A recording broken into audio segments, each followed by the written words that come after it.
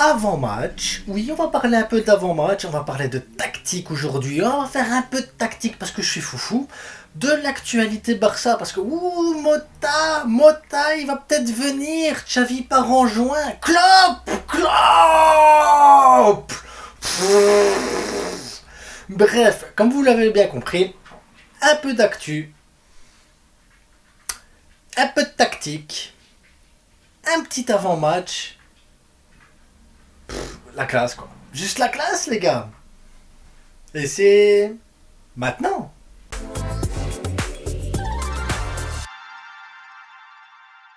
Donc, comme l'envie d'avoir Klopp, ça va être le sujet le plus brûlant pour vous, ça sera en fin de vidéo. Voilà, tac, fin de vidéo. Comme ça, vous regardez jusqu'au bout la tactique et tout. Si vous voulez savoir ce que je pense de Xavi, le staff, les trucs et tout ça, j'ai fait une vidéo où je parle avec mon cœur. Elle est sortie hier soir, très tard. Elle dure une vingtaine de minutes. Je parle avec le corazon et en mode sérieux. Oh quoi, la frite, sérieux? Oui, je fais des vidéos sérieuses de temps en temps, les gars, ne vous habituez pas parce que, merde, c'est que du foot, j'ai besoin de m'amuser, j'ai besoin de sourire, pas toujours être dans le drama, c'est chiant. Bref. Donc, on va jouer contre le Villarreal demain 18h30, juste avant le Real Madrid joue à 16h15 contre Las Palmas. Il y aura un débrief du Real Madrid.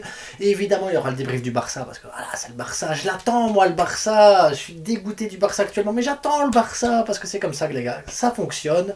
Donc hier, pour l'anniversaire de Xavi, j'ai sorti une petite vidéo où je parle de Xavi, où je donne réellement mon impression, mes envies, donc j'en parlerai pas maintenant, parce que vous n'avez qu'à aller voir la vidéo, et c'est tout. Bref. Donc on joue contre le Villarreal qui n'a pas encore gagné cette année.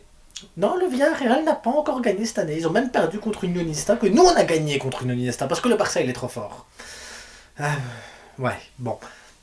Donc, élimination en Coupe du Roi qui nous a fait mal physiquement, mentalement, dans tous les sens. On s'est fait démonter. Et donc, quels sont les joueurs en forme, pas en forme et tout ça, et on va pas traîner mon 11 directement, parce qu'on s'en fout de l'équipe adverse, hein, voilà, Villarreal il est pas en forme, il est pas bien, ils ont pas gagné, mais nous c'est pas comme si on était bon non plus, donc on va directement passer à la tactique, sinon la vidéo après elle va faire 3 heures, on va faire une vidéo courte aujourd'hui. Donc la tactique, j'ai décidé de sortir le petit tableau où je vais donner des petites explications. Vous allez dire, c'est quoi cette formation de fou malade? Donc je l'ai expliqué hier, pour moi, on doit utiliser les joueurs. Parce que je vais répondre aussi, parce que je regarde beaucoup de vidéos YouTube. Je regarde beaucoup d'autres YouTubeurs. Pro Barça, pro Real et tout ça, j'ai pas de soucis. Parce que j'ai 1 heure de route pour aller au boulot, j'ai 1 heure de route pour revenir du boulot. Quoi de mieux que de regarder un peu ce qui se fait ailleurs. Donc je regarde des youtubeurs que j'aime bien, des youtubeurs que j'aime pas, et ça me permet de me faire aussi un peu et de me dire tiens, ils ont peut-être raison et peut-être que je suis dans l'abus. Après moi je trouve que je ne suis jamais dans l'abus et que je suis le meilleur. C'est pas ma faute, c'est comme ça, c'est tout. C'est véridique à un moment donné, il faut dire les choses comme elles sont. Je suis le meilleur. Bon. Et hier j'ai expliqué qu'il fallait jouer différemment, utiliser les joueurs à mon poste, et un youtubeur, et je l'aime bien en plus celui-là, c'est ça qui est triste. Mais après, voilà, chacun son opinion, mais je dis triste. Mais d'après lui, Xavi ne peut pas faire de son mieux parce que les joueurs n'ont pas le profil qu'il faut pour ce qu'il veut exploiter, et voilà. Et donc, c'est normal que ça prenne du temps et qu'il faut attendre. Bon, moi déjà, je vais répondre directement.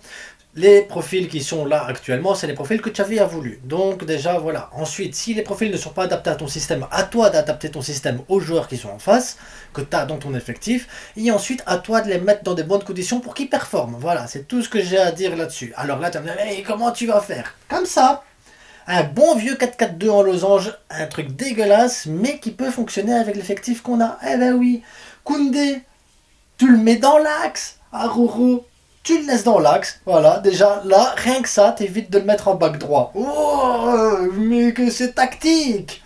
Cancelo, il peut jouer à gauche et à droite. T'as personne pour mettre à gauche, personne. Me dites pas, Hector Ford, il joue à gauche. Il joue à droite. Oui, il joue à droite, je vous jure, il joue à droite avec la B. Donc, Cancelo, tu le fous à gauche. Et à droite, tu mets Hector Ford. Et là, waouh, 4 joueurs qui jouent à leur poste. Mais si c'est pas exceptionnel, ça. Mais si, c'est exceptionnel. Et alors, si t'as un problème de 6, mais t'as Casado, il est là. Casado, il est beau, il est mignon. Il peut jouer en 6. Et comme ça, t'as pas de double pivot, de joueurs qui sont pas habitués, qui prennent pas bien les espaces, qui n'ont pas de lecture du jeu, qui n'ont pas le profil défensif et qui se placent mal. Non, c'est fini parce que t'as le joueur qui va avec. Et alors, Frenkie de Jong, Pedri, distribution de jeu, revenir, couvrir un petit peu et tout ça, apporter offensivement. Mais c'est magnifique, mais que c'est beau. Et donc maintenant on arrive avec Fermin Lopez, et là vous allez me dire mais tu mets pas Gundogan? Non, je ne mets pas Gundogan pour la simple et bonne raison que tu ne dois pas mettre Gundogan parce qu'il a joué des prolongations. Et comme il a joué des prolongations, tu peux pas le mettre. Il faut laisser reposer les joueurs. Pedri, il est sorti avant et il va sortir après. Je vais vous expliquer. Voilà, c'est beau. Et alors Félix, c'est pas un joueur qui joue collé à la ligne, c'est pas un joueur qui joue réellement en numéro 9, c'est un joueur qui joue entre les deux, qui aime voyager un petit peu et tout ça. Mettez-le dans de bonnes conditions. Voilà, regarde les bonnes conditions, Félix il est là. Et Roquet, on va le mettre avec un autre attaquant, comme ça les deux ils pourront tourner ensemble et tout. Je suis sûr que Roquet il sera meilleur avec un attaquant à ses côtés, un attaquant qui sait jouer au foot, qui sait contrôler une balle, qui n'a pas besoin de chaussures de sécurité, des grosses bottines comme ça ainsi, et qui se place là où il doit se placer, dans la profondeur. Ah, c'est incroyable quand même. Hein. Et là, ils sont tous à leur poste. Ils sont tous à leur poste. Et là, vous allez me dire, ouais, mais offensivement, on doit jouer quand même avec... voilà, on doit jouer offensivement quand même. Là, 4-4-2, ça fait un peu Atlético. Donc, vous allez me dire, mais là, Cancelo, il monte. Hector Fort, il monte. Oh, on a 4 attaquants tout d'un coup. Vous allez me dire, défensivement, ils sont que 2. Ah ben eux, quand on joue offensivement, ils montent là. Eux, ils montent là. Et Casado, il reste là, entre les deux. Casado, c'est distribuer la balle. Oh, Casado, c'est couvrir. Donc tu te retrouves avec une défense à 3. Tu te retrouves avec eux deux qui peuvent à ce moment-là couvrir correctement. Mais en phase offensive, on s'en fout. Parce que c'est bien, on a la balle et tout, on peut faire tourner. Et c'est des joueurs de ballon. Fermin Lopez, il bouge dans tous les sens, il peut couvrir et tout ça. Mais c'est magnifique, tactique les gars, mais c'est de la tactique. Et là vous allez me dire, c'est quoi ces noms là en dessous que tu nous mets? Ah ben c'est facile, les changements. Casado, deuxième mi-temps, si tu perds, tu peux le faire sortir, tu mets Lamine Yamal. Et là tu vas te retrouver avec un Lamine Yamal là. Et si tu fais ça, tu sors Victor Roquet, parce qu'il sera plus à son poste. Tu prends Ferran, hop, tu mets Ferran ici. Et voilà. Ou tu mets Ferran là, on s'en fout parce que ça fonctionne. Ensuite, Inigo Martinez, il n'est pas là, donc on s'en... Hop, et voilà. Gundogan à la place de Pedri, comme ça Gundogan, il est là. Et tu peux même le mettre à la place de Fermin Lopez. Comme ça, Fermin, il vient à la place de Pedri parce que ça fonctionne aussi, c'est ça qui est beau. Et après, il te reste du Oriol Romeo, Sergio Roberto, Marc Gouillou. Bon, voilà. Gouillou, moi je veux bien, mais alors il faut sortir Félix. Mais est-ce que Gouillou peut jouer là, je sais pas. Et t'as tactiquement possibilité de faire jouer tes joueurs à leur poste de prédilection. C'est pas magnifique. Et je suis pas le roi de la tactique, les gars, moi. Hein.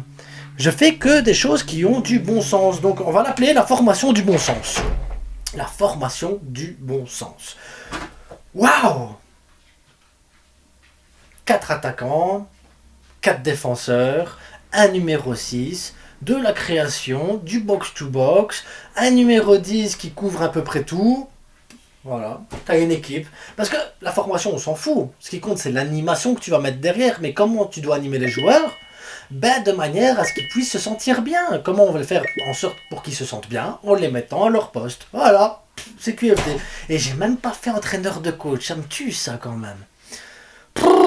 Bref, ça c'était ma formation. Maintenant on va passer un peu à la rumeur. Donc Thiago Motta, entraîneur du Barça à la place de Xavi. Parce que oui, Xavi partira en juin. Hein. Je vous l'annonce, Xavi part en juin, c'est sûr. La saison blanche, on est plus proche de la saison blanche que de la saison réussie. Hein. On doit l'accepter. Donc Xavi part en juin. Thiago Motta sur la shortlist. Alors il fait du bon boulot avec Bologne et tout ça, nanana, mais aucune expérience en Europe. Aucune expérience des grands clubs. Et on est retourné sur un Xavi numéro 2. Les gars, si on vire Xavi pour reprendre un autre gars comme Xavi parce qu'il faut prendre le temps alors qu'on n'a pas le temps. Non. Non, j'ai envie de vous dire non. Sauf si maintenant, nous, en tant que supporters, on accepte de dire ok, on a un projet de jeu. Le projet, il va mettre 2 ans, 3 ans, 4 ans à se mettre en place. Et nous, en tant que supporters, on accepte que pendant 2 ans, peut-être, on a des matchs de merde. Voilà. Là, à ce moment-là, on pourrait dire ok, Thiago Motta, laissons-lui le temps. Mais j'ai envie de vous dire, pourquoi ne pas laisser le temps à Xavi pour faire ça? On n'a pas le temps. on n'a pas le temps, on est le Barça, putain, il n'y a pas de transition ici. Donc, Thiago Motta, pour moi, c'est non. Maintenant, s'il arrive, il arrive, voilà, on le soutiendra, parce qu'on doit soutenir les gars, on doit soutenir chaque personne qui fait partie du club. Ah, en ce moment, c'est dur. Klopp, les gars, Klopp a annoncé qu'il partait en juin de Liverpool parce qu'il est usé, parce qu'il est fatigué, parce qu'il a besoin de repos. J'ai envie de te dire, mais viens à Barcelone, on est bien à Barcelone, moi, la plage, le stade, les supporters ils sont accueillants, on est cool, on est gentil, on est bien, on est un club d'amour et de passion, un club qui va défendre ses entraîneurs jusqu'au bout. C'est là que tu dois venir, Klopp, on va t'aider, on va te soutenir. Puis je pense que Klopp, parce que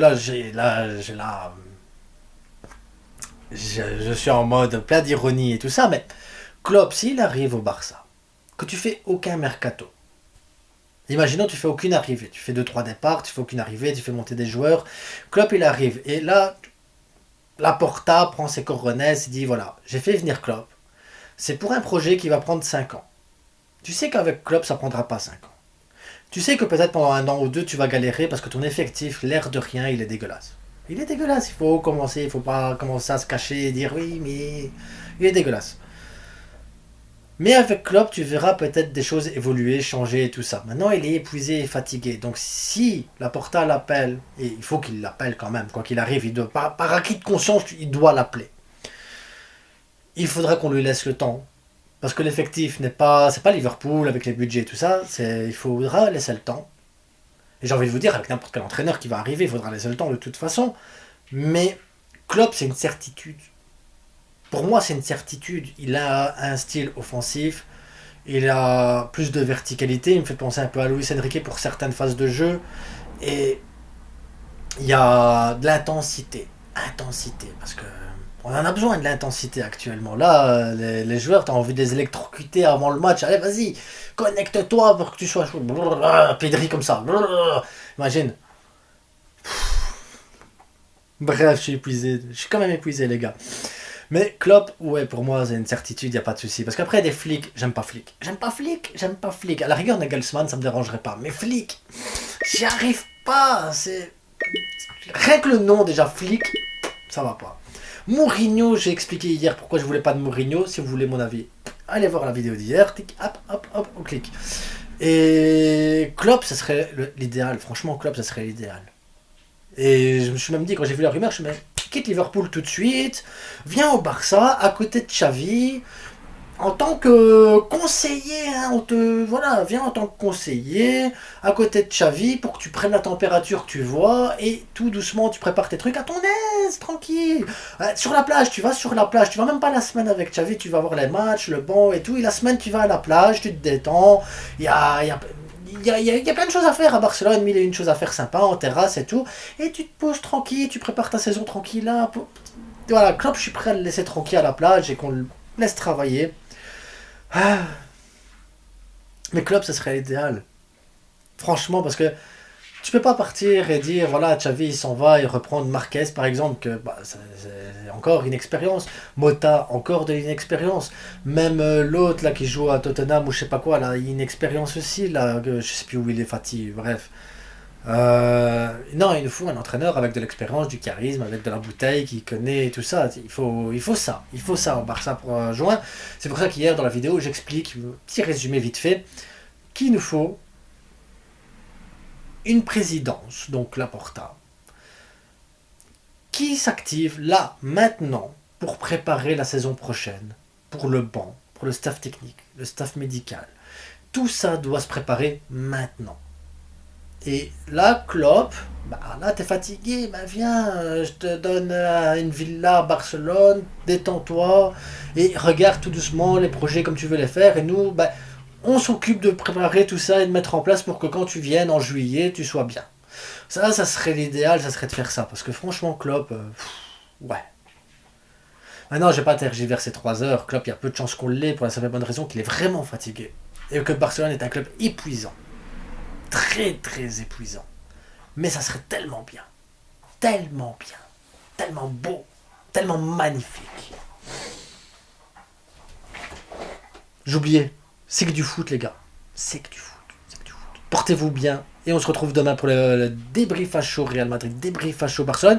Et peut-être un live dimanche. Je ne sais pas ce que vous en pensez. Est-ce qu'on se ferait pas un petit live dimanche soir? Je ne sais pas. Mettez-moi ça en commentaire. En attendant, à demain. À demain. À